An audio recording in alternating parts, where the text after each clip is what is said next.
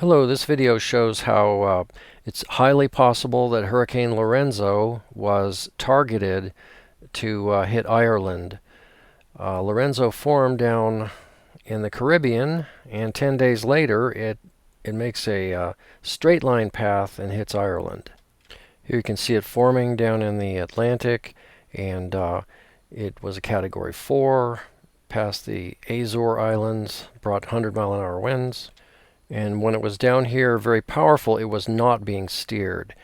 And I will show 4 separate weather features that are highly suspicious for ionospheric heater steering of this storm to hit the British Isles.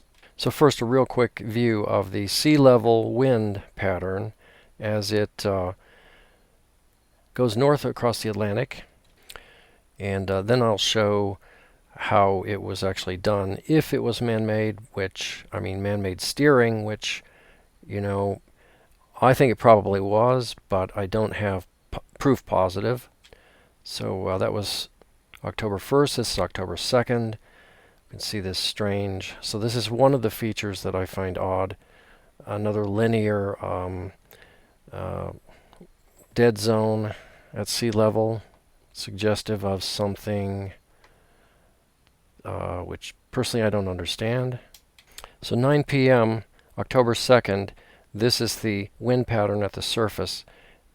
3 hours ahead. Now it's midnight. Now it's 3 a.m. October 3rd. 6 a.m. Sunrise, 9 a.m.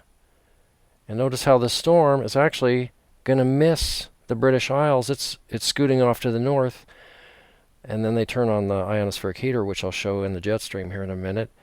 And what does it do? It stops moving north, and this is 3 p.m. 6 p.m. and now 9 p.m. the ionospheric heater has created a high pressure to the north, and now it moves into Ireland. It almost missed the target. They had to actually create a second high pressure, and then October 4th, 6 a.m., it dissipates inland. So now let's look at the jet stream. So we go back to September 30th. It's about 2 a.m. here for the storm. So middle of the night, let's look at the jet stream and we'll follow that on up.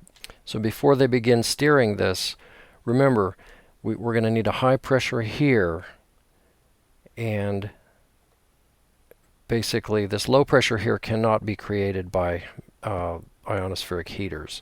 So, and the high pressure here can only be manufactured in the daytime when the D region of the ionosphere is present. So a day later, October 1st, 3 a.m., probably about 1 a.m. for the storm, we see some natural high pressure forming here. Maybe it's not natural. 6 a.m. we see, here we're looking at the jet stream, so the storm is as strong as ever, but at the jet stream it's less prominent.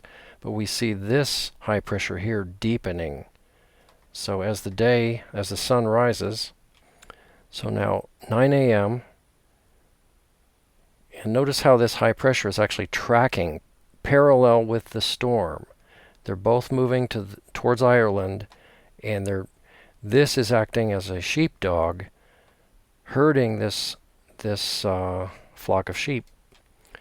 So noon, this high pressure seems to be consolidating, intensifying, and the airflow is now beginning to speed up the storm.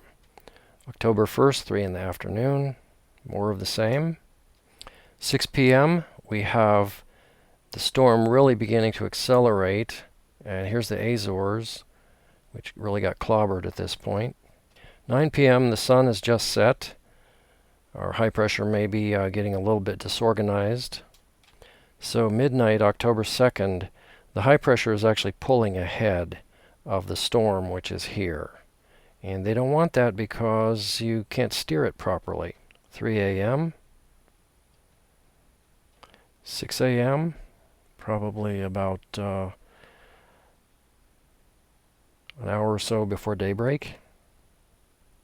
And again, the hurricane is right here. So 9 a.m.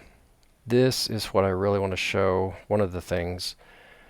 The sun is up, and now they consolidate the high pressure to a very, again, it's perpendicular, it's parallel. The sheepdog has now been whistled to this location. The sun's been up for 2 hours, and they reform this high pressure. So October 2nd, noon, this high pressure is really consolidated, and it is exactly even, so that it's providing a powerful steering force. In fact, let's go back and make sure that our hurricane is right here. And it is. So here's our upper high pressure. Well, no, this is all surface winds, so that's quite different. Our high pressure is here in the jet stream, and the hurricane is here.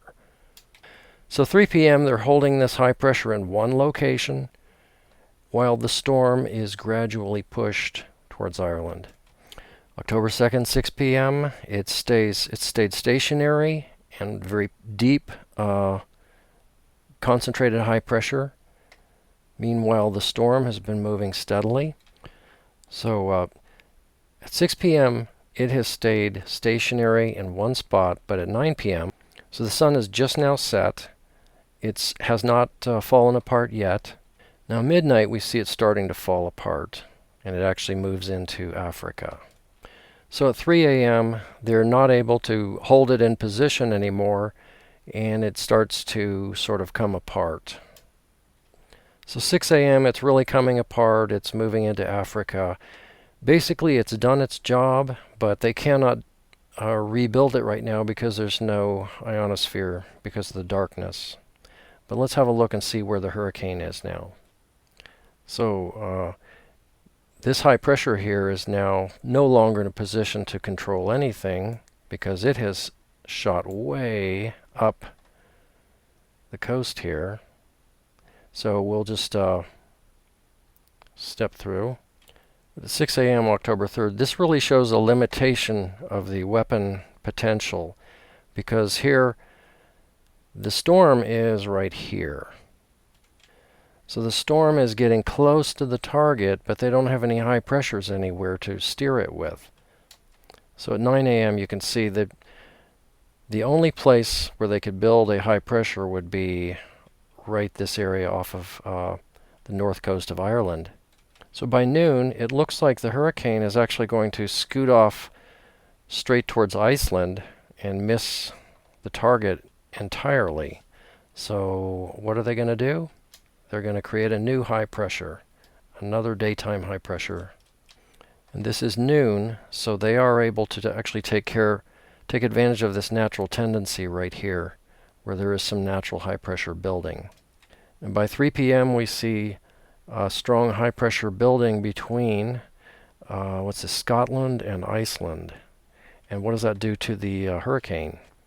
Now, I would have thought that a high pressure right here, clockwise flow in the upper atmosphere, would have pushed it away from Ireland, but it does the exact opposite. It causes it to go straight into Ireland. As you can see here at 6 p.m., October 3rd, and you can see this high pressure. And the interesting thing that makes me so suspicious of that this high pressure is ionospheric heater induced is that as soon as the sun goes down, so it is 9 p.m., and we still have our high pressure. And now you can start seeing this. Here's the storm about to hit Ireland. So 9 p.m., that's sort of the worst of the storm as far as the wind. So midnight, the high pressure and the jet streams holding together still. And the storm is still not quite touched Ireland. At 3 a.m., we're seeing the high pressure disappear. 6 a.m. on the 4th, the high pressure is gone, and the storm has been pushed into Ireland. And there you go, there you see it. And this is an entirely new low pressure forming to the west.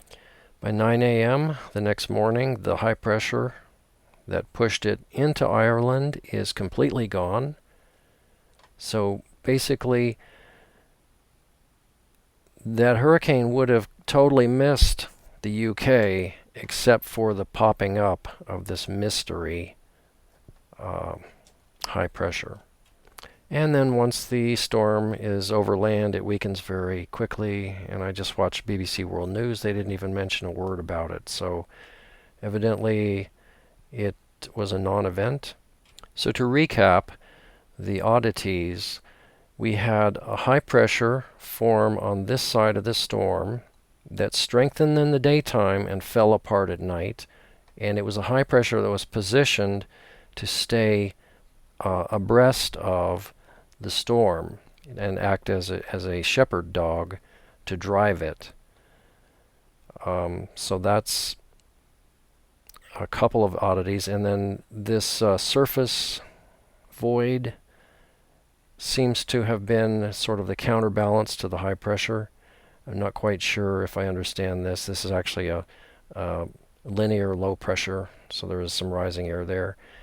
And of course the most convincing part was this storm was going to miss the UK if not for this high pressure that formed between Scotland and Iceland. So there are at least 4 oddities there that caused this storm to make a very straight path for the one European country that wants to get out of the EU. And Trump and the, quote, good guys in the U.S. are not in control of this technology. This is the Wall Street bankers who control this technology. Hope this video wasn't too long, and this is all just speculation, but you have the data now. You can make up your own mind. Thank you for watching.